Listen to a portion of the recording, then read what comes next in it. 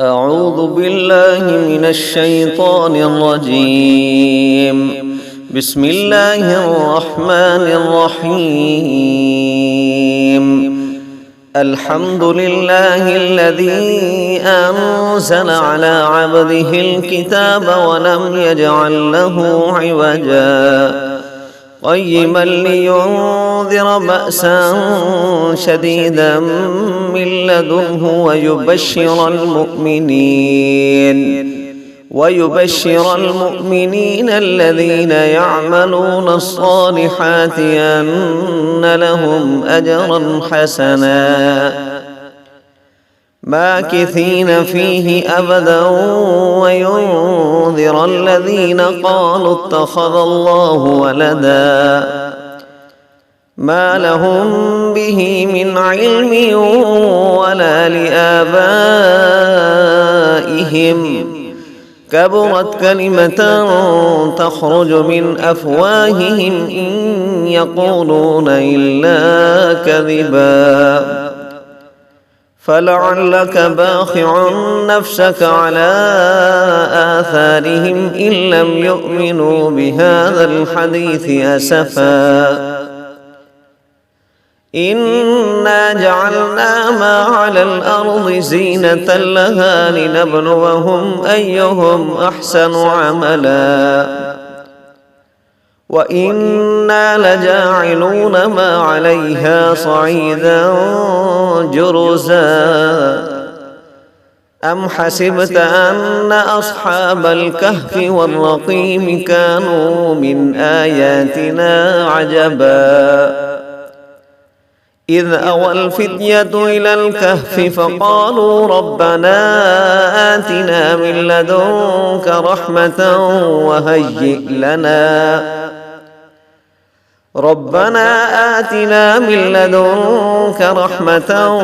وهيئ لنا من أمرنا رشدا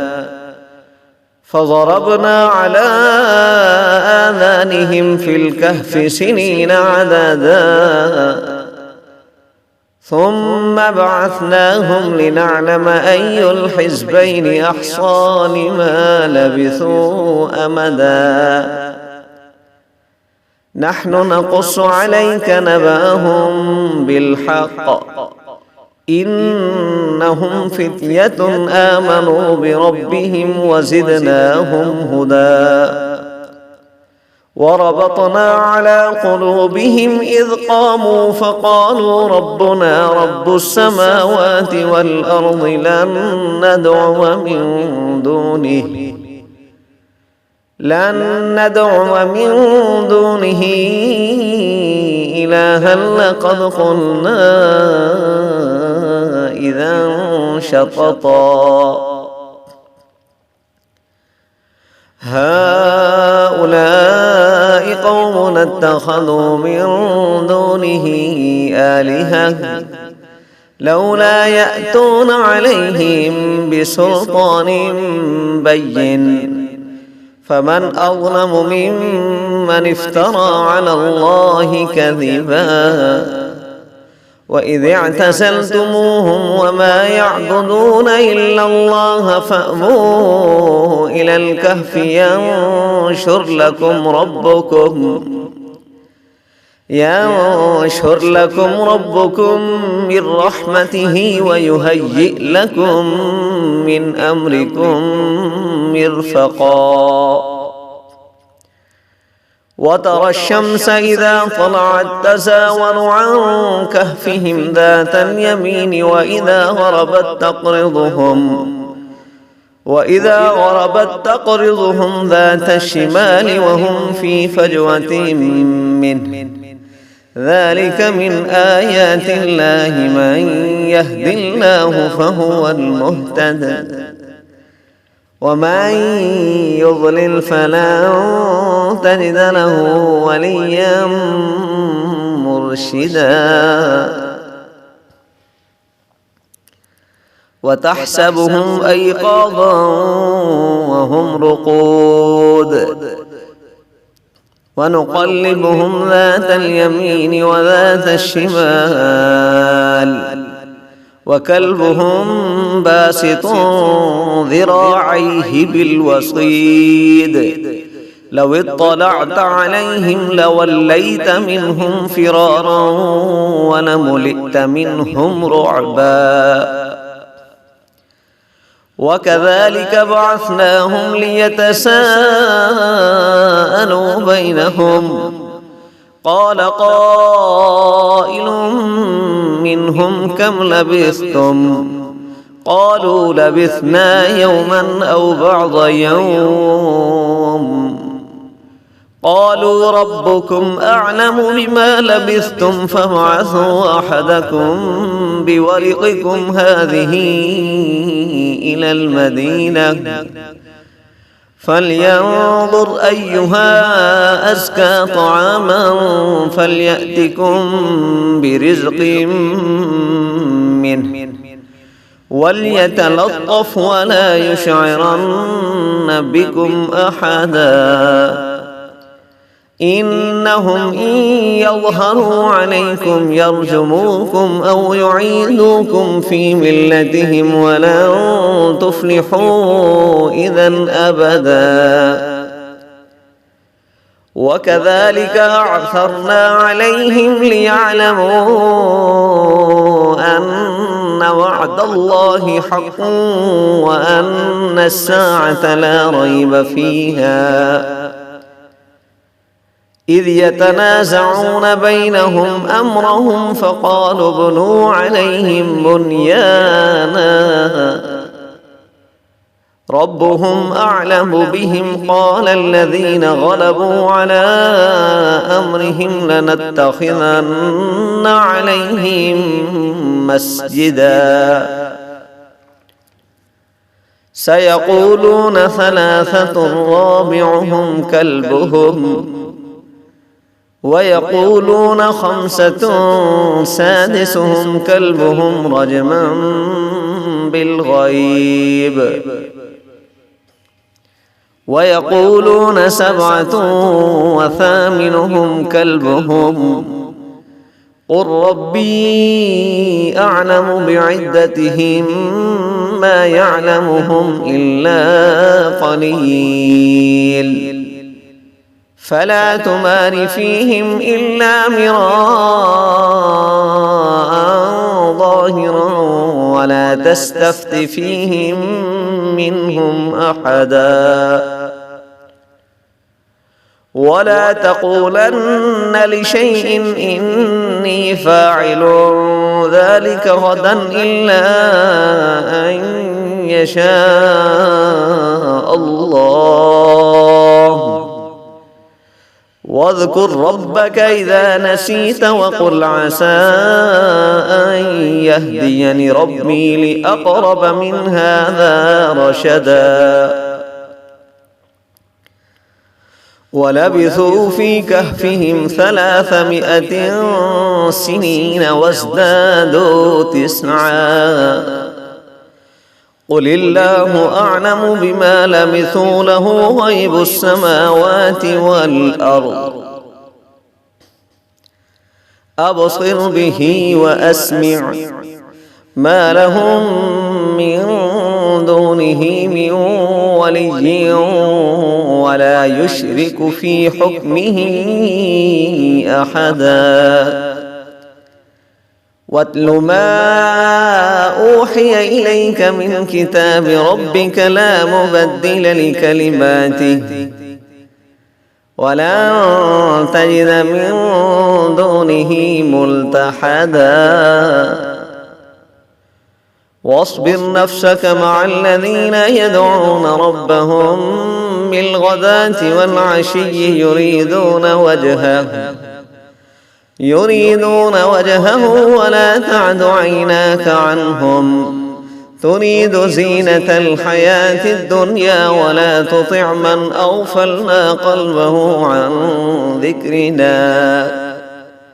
واتبع هواه وكان أمره فرطا وقل الحق من ربكم فمن شاء فليؤمن ومن شاء فليكفر ومن شاء فليكفر إنا أعتدنا للظالمين نارا أحاط بهم سرادقها وإن يستغيثوا يغاثوا بماء كالمهل يشوي الوجوه بئس الشراب وساءت مرتفقا إن الذين آمنوا وعملوا الصالحات إنا لا نضيع أجر من أحسن عملا أولئك لهم جنات عدن تجري من تحتهم الأنهار يحلون فيها من أساور من ذهب ويلبسون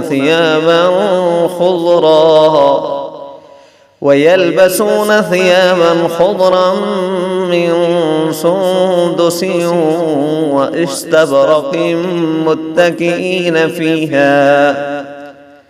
واستبرق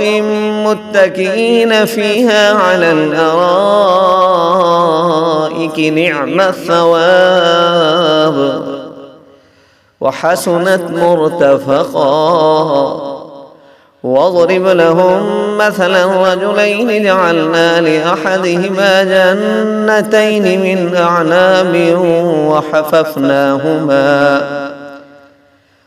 أعناب وحففناهما بنخل وجعلنا بينهما زرعا كلتا الجنتين آتت أكلها ولم تظلم منه شيئا وفجرنا خلالهما نهرا وكان له ثمر فقال لصاحبه وهو يحاوره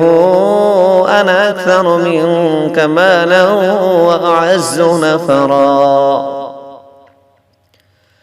ودخل جنته وهو ظالم لنفسه قال ما أظن أن تبيد هذه أبدا وما أظن الساعة قائمة ولئن رددت إلى ربي لأجدن خيرا منها منقلبا قال له صاحبه وهو يحاوره أكفرت بالذي خلقك من تراب ثم من نطفة ثم سواك رجلا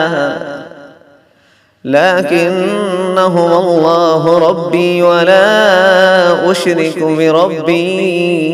أحدا ولولا إذ دخلت جنتك قلت ما شاء الله لا قوة إلا بالله إن ترني أنا أقل منك مالا وولدا فعسى ربي أن يؤتيني خيرا من جنتك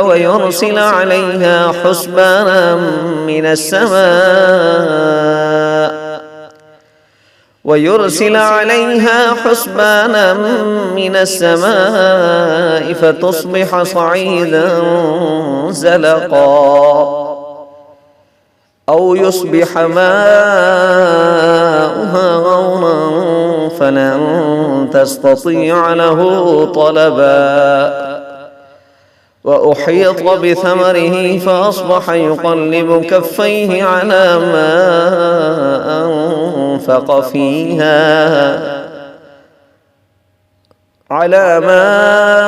أنفق فيها وهي خاوية على عروشها ويقول يا ليتني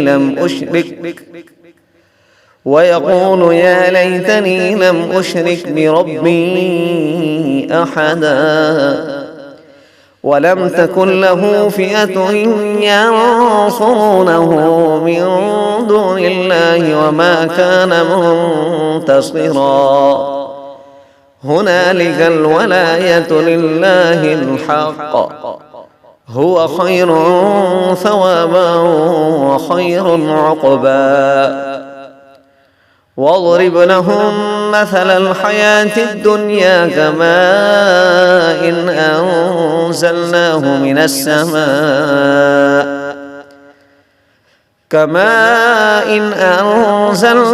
من السماء فاختلط به نبات الأرض فأصبح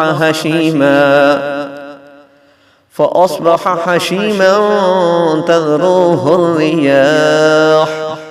وكان الله على كل شيء مقتدرا.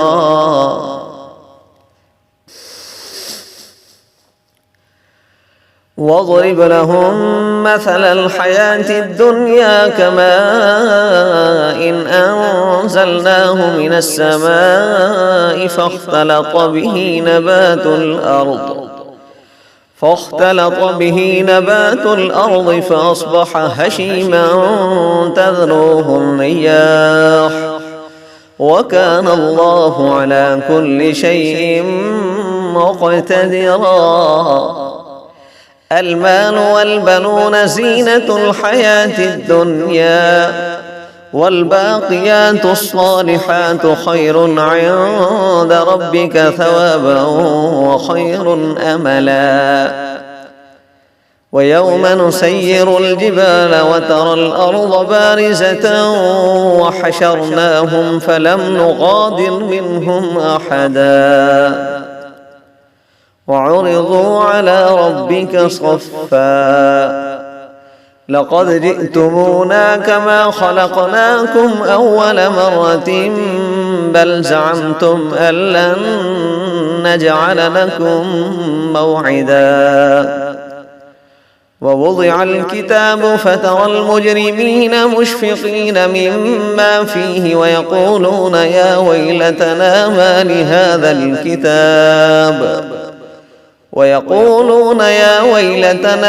لهذا الكتاب لا يغادر صغيرة ولا كبيرة إلا أحصاها ووجدوا ما عملوا حاضرا ولا يظلم ربك أحدا. وإذ قلنا للملائكة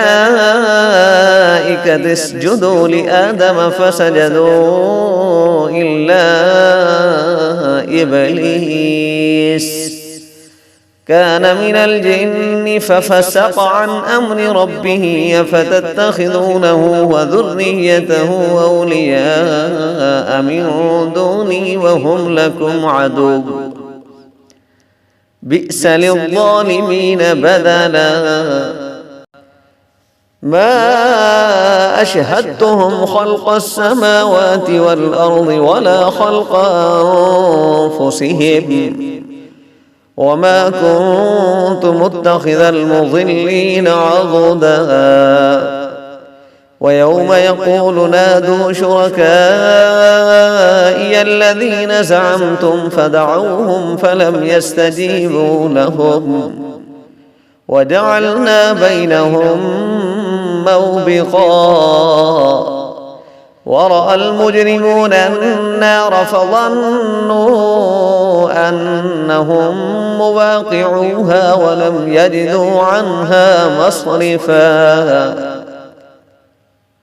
ولقد صرفنا في هذا القرآن للناس من كل مثل وكان الإنسان أكثر شيء جدلا. وما منع الناس أن يؤمنوا إذ جاءهم الهدى ويستغفروا ربهم إلا أن تأتيهم سنة الأولين أو يأتيهم العذاب قبلا. وما نرسل المرسلين إلا مبشرين ومنذرين ويجادل الذين كفروا بالباطل ليدحضوا به الحق واتخذوا آياتي وما أنذروا هزوا ومن أظلم ممن ذكر بآيات ربه فأعرض عنها ونسي ما قدمت يداه إنا جعلنا على قلوبهم أكنة أن يفقهوه وفي آذانهم وقرا وإن تدعهم إلى الهدى فلن يهتدوا إذا أبدا وربك الغفور ذو الرحمة لو يؤاخذهم بما كسبوا لعجل لهم العذاب بل لهم موعد لن يجدوا من دونه موئلا وتلك القرى أهلكناهم لما ظلموا وجعلنا لمهلكهم موعدا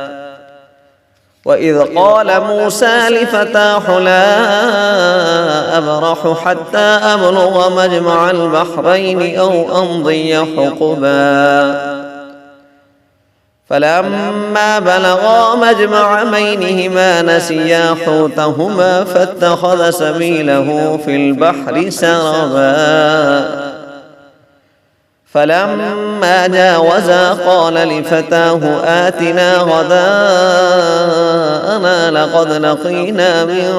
سفرنا هذا نصبا قال أرأيت إذ أوينا إلى الصخرة فإني نسيت الحوت وما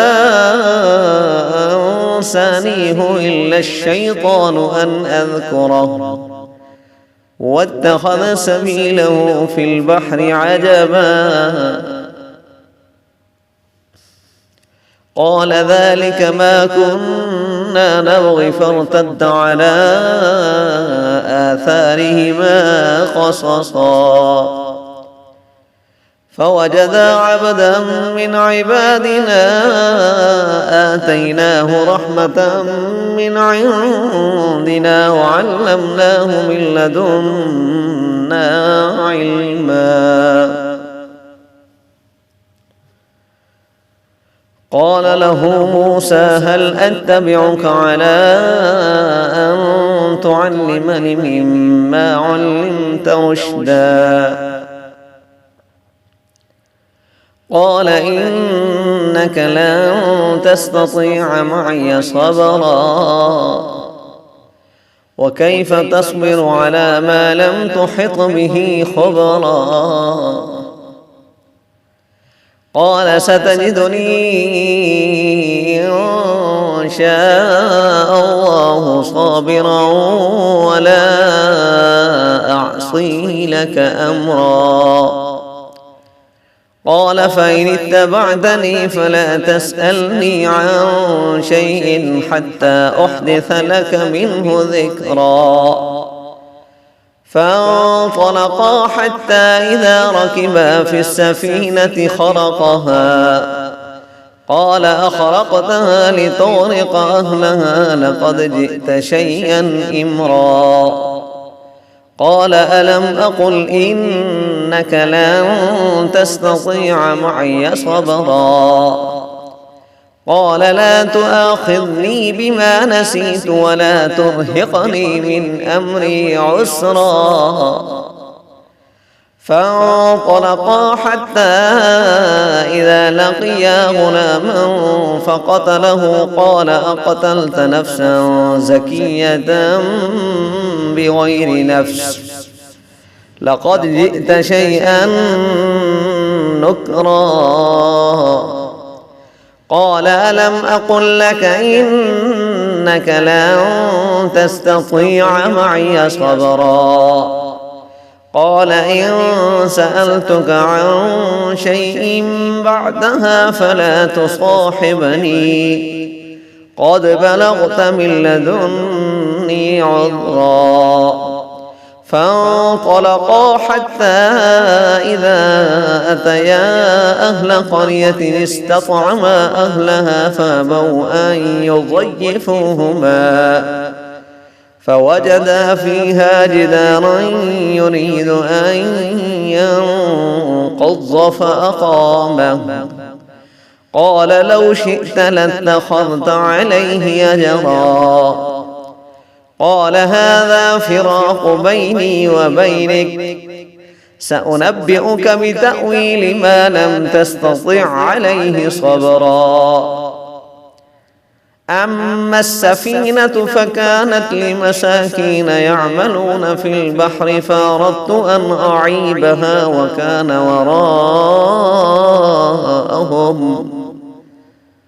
وكان وراءهم ملك يأخذ كل سفينة غصبا.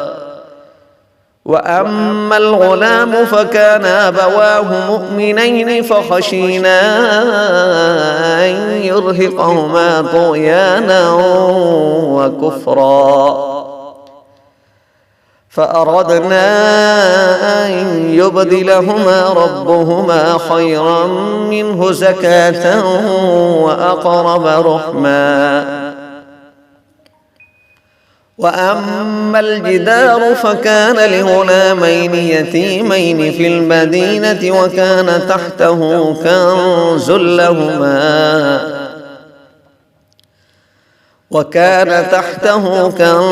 لهما وكان أبوهما صالحا.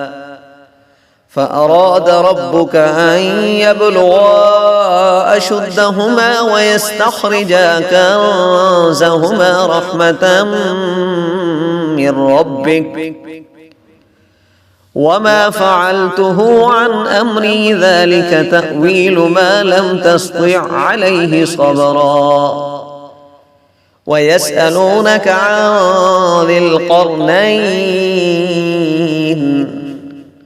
قل سأتلو عليكم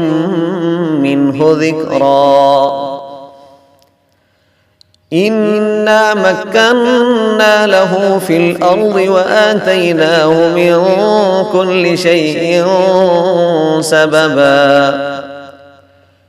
فأتبع سببا حتى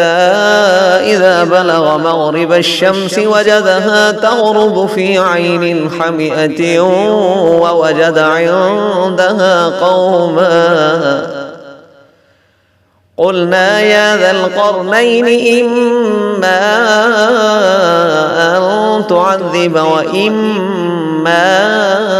أن تتخذ فيهم حسنا. قال أما من ظلم فسوف نعذبه ثم يرد إلى ربه فيعذبه عذابا نكرا. وأما من آمن وعمل صالحا فله جزاء الحسنى وسنقول له من أمرنا يسرا. ثم أتبع سببا حتى إذا بلغ مطلع الشمس وجدها تطلع على قوم لم نجعل لهم من دونها سترا. كذلك وقد أحطنا بما لديه خبرا. ثم أتبع سببا حتى إذا بلغ بين السدين وجد من دونهما قوما لا يكادون يفقهون قولا.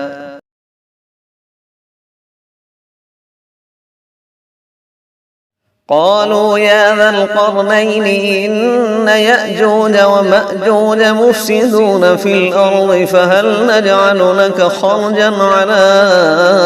أن تجعل بيننا وبينهم سدا.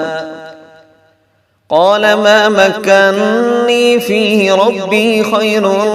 فأعينوني بقوة أجعل بينكم وبينهم ردما آتوني زبر الحديد حتى إذا ساوى بين الصدفين قال انفخوا حتى إذا جعله نارا قال آتوني أفرغ عليه قطرا فما استطاعوا أن يظهروه وما استطاعوا له نقبا قال هذا رحمة من ربي فإذا جاء وعد ربي جعله دكاء وكان وعد ربي حقا وتركنا بعضهم يومئذ يموج في بعض ونفخ في الصور فجمعناهم جمعا وعرضنا جهنم يومئذ للكافرين عرضا الذين كانت أعينهم في غطاء عن ذكري وكانوا لا يستطيعون سمعا أفحسب الذين كفروا أن يتخذوا عبادي من دوني أولياء إنا أعتدنا جهنم للكافرين نزلا قل هل ننبئكم بالأخسرين أعمالا الذين ضل سعيهم في الحياة الدنيا وهم يحسبون أنهم يحسنون صنعا أولئك الذين كفروا بآيات ربهم ولقائه فحبطت أعمالهم فلا نقيم لهم يوم القيامة وزنا ذلك جزاؤهم جهنم بما كفروا واتخذوا آياتي ورسلي هزوا إن الذين آمنوا وعملوا الصالحات كانت لهم جنات الفردوس نزلا خالدين فيها لا يبغون عنها حولا قل لو كان البحر مدادا لكلمات ربي لنفد البحر قبل أن تنفد كلمات ربي ولو جئنا بمثله مددا قل إنما أنا بشر مثلكم يوحى إلي أنما إلهكم إله واحد فمن كان يرجو لقاء ربه فليعمل عملا صالحا ولا يشرك بعبادة ربه أحدا.